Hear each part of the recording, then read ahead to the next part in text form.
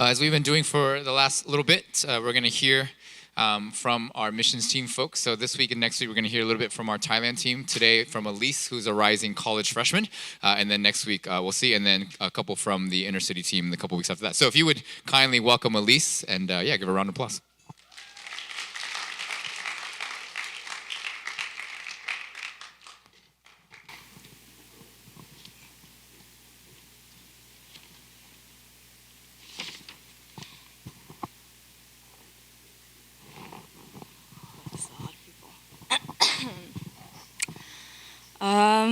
Yeah, so my name's Elice, and I'm going to be a rising freshman at UT. But yeah, as you can tell, I'm here to share my testimony, but it's going to be a little bit different in the sense that I'm not here to sort of share what we did during Thailand.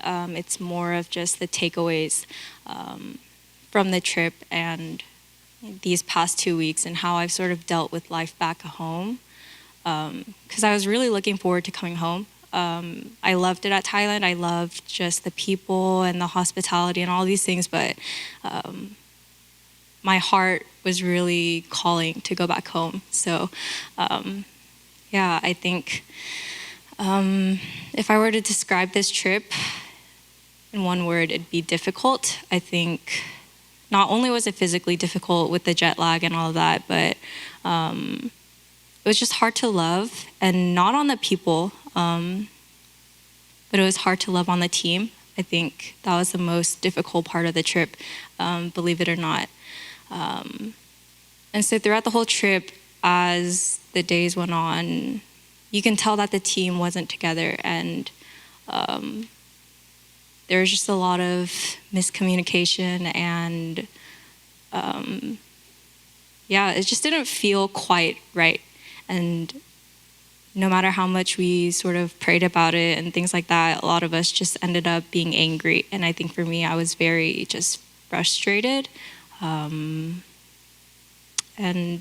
yeah, I said a lot of things that I regret. I gossiped with a few of my fellow teammates and things like that. And so in hindsight, it's really ironic because I'm here to sort of share the gospel and share sort of the love that Christ brings, but yet I can't love on my own team members. And so I think throughout the whole trip, I was sort of just in this endless cycle of discouragement and sort of disappointment. And so coming back, it was sort of the same.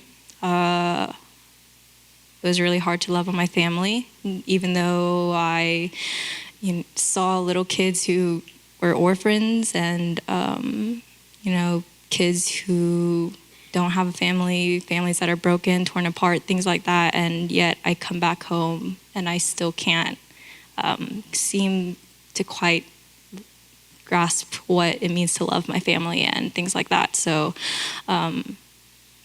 yeah, as the weeks went on, or as the week went by, I just kept going back to my sort of previous quote-unquote routine, which is just, laying in bed, not really doing much with my life and just sort of wasting my time, wasting my life. And so I think going to PNF this past Friday, I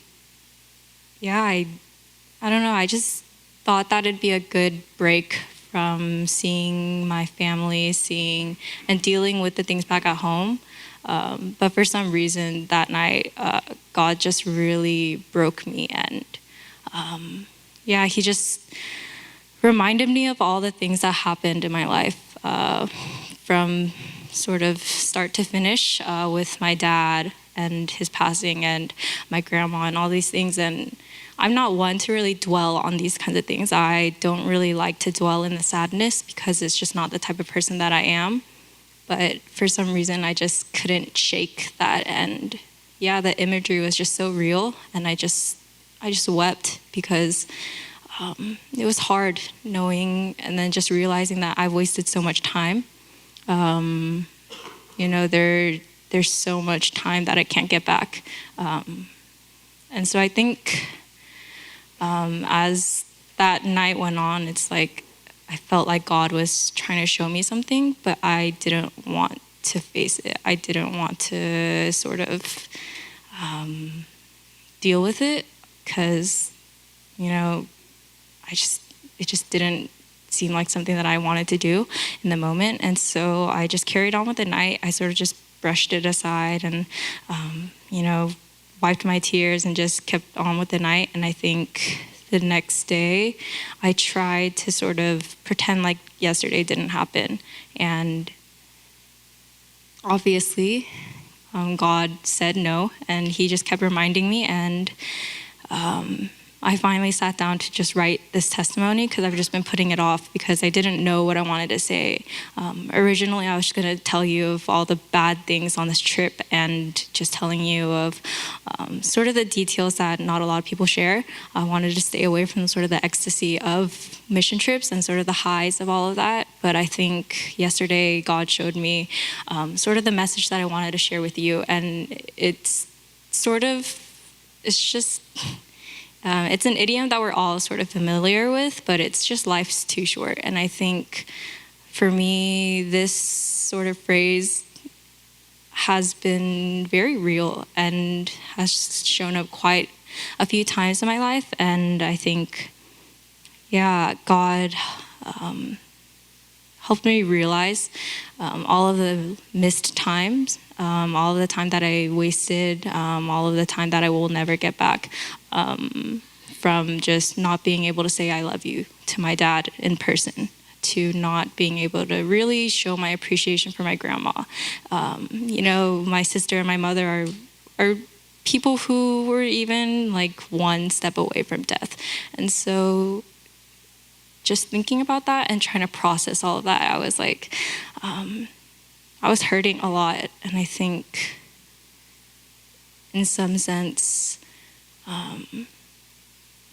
God showed me that where my heart really was. And I think a lot of that was just, I found myself in a very selfish place, in a place where I sort of didn't want to listen to anyone except for myself and didn't want to face any of the things that God sort of challenges me to face. And so with this thing, life is too short, I sort of just started with that, writing this testimony, and then I think a lot of me wanted to sort of share my conversation that I had with myself and with God last night. But he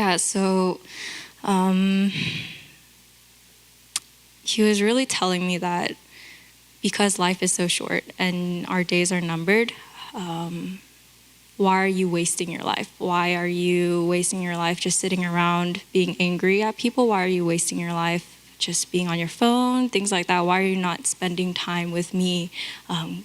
That's what God was telling me. And I realized how much I kept saying maybe later to God. And I think that really sort of put me in a state of regret. But at the same time, I know that there's sort of no regrets that I have. There's no shame that I should bear and things like that. And so knowing all of these truths, I think just the one thing that God was telling me was just make time for me, make space for me. And I think it's sort of is similar to this thing that we call obedience. I think this word has come up a lot within this past year for me, and especially during this mission trip, it seemed to be a word that I could never get away from. And so I think with the things that I've experienced and coming from this mission trip, not being able to really serve faithfully and purposefully, I think I came back sort of just not moved. But I think yesterday, God was telling me that it really is sort of a now or never kind of thing. You can't really push back anything anymore because you really don't know how much time you have left. And so I think more than just trying to guilt trip you into spending your life and doing sort of quote unquote authentic Christian things, I think it's more of a knowing that we have life eternal after this. We should be spending each day that we have, not knowing when it's going to end, not knowing what is to come, but just spending each day for what it is and to serve faithfully and to love as much as you can, because you really don't know when it's all going to be over. And I think, that gives me sort of a newfound perspective on how I approach college as I go this fall. So, I think that's all I wanted to share. So, yeah.